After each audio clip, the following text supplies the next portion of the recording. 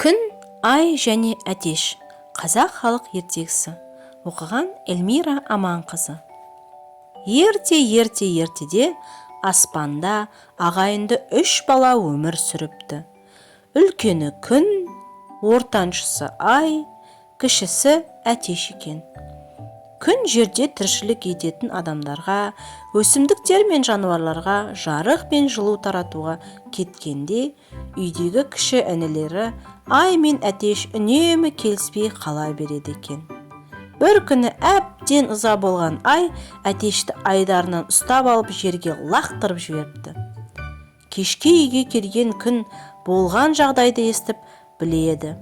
Ашуға булығып айға: «Туған ініңді көзің қиып қалай лақтырдың? Сендей рақымсызды көргім келмейді. Бұлам бұлай аспанға мен күндіз, сен түнде шығатын боламыз.